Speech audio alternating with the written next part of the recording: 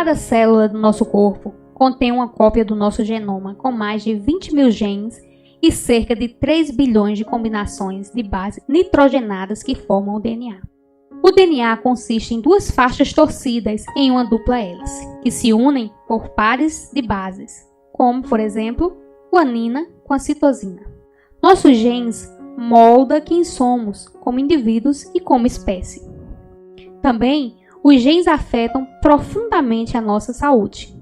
Graças aos avanços do sequenciamento do DNA, os pesquisadores identificaram milhares de genes que afetam a nossa saúde e agora podem entender como os genes funcionam. Os pesquisadores precisavam de meios para controlar os genes em células vivas, o que não é fácil. Porém, recentemente, um novo método foi descoberto e já promete melhorar drasticamente a nossa capacidade de editar o DNA de qualquer espécie, incluindo os seres humanos. Este método é conhecido como CRISPR-Cas9 e se baseia num sistema natural de defesa desenvolvido por bactérias contra ataque de vírus. Quando a bactéria detecta a presença do DNA viral, ela produz dois tipos de RNA curto, sendo um deles contém uma sequência que corresponde à do vírus invasor. Estes dois RNAs formam um complexo com uma proteína chamada Cas9. A Cas9 é uma nuclease, ou seja, um tipo de enzima que pode cortar o DNA. Quando uma sequência conhecida como RNA guia encontra o seu alvo no genoma viral, a Cas9 corta o DNA alvo, desativando o vírus. Ao longo dos últimos anos, os investigadores que estudaram o sistema CRISPR-Cas9 perceberam que este mecanismo pode ser manipulado para reduzir não apenas o DNA viral, mas qualquer sequência de DNA no local escolhido precisamente, bastando só alterar o RNA de guia para que ele se combine com o alvo, e isto pode ser feito não só em um tubo de ensaio, mas também dentro de um núcleo de uma célula viva. Uma vez dentro do núcleo celular, o complexo resultante irá travar uma pequena sequência defeituosa, onde o Cas9 irá descompactar o DNA e combiná-lo ao seu RNA-alvo. Quando essa combinação estiver completa, o Cas9 vai usar duas tesouras moleculares pequenas para cortar o DNA. Neste ponto, a célula tenta reparar o corte, mas o processo de reparação é propenso a erros, levando a mutações, que podem desativar o gene, o que permite aos pesquisadores entender a sua função. As mutações são aleatórias, mas às vezes os pesquisadores precisam ser mais precisos, como por exemplo, ter que substituir um gene mutante por uma cópia saudável. Isto pode ser feito através da adição de um outro pedaço de DNA que transporta a sequência desejada. Uma vez que o sistema CRISPR-Cas9 tiver feito o corte, esse molde de DNA pode emparelhar-se com as extremidades cortadas, recombinando e substituindo a sequência original por uma versão saudável. Tudo isto pode ser feito em cultura de células, incluindo células-troncos, que podem dar origem a muitos tipos de células diferentes. Isso também pode ser feito em óvulo fertilizado, permitindo a criação de animais transgênicos com mutações-alvo.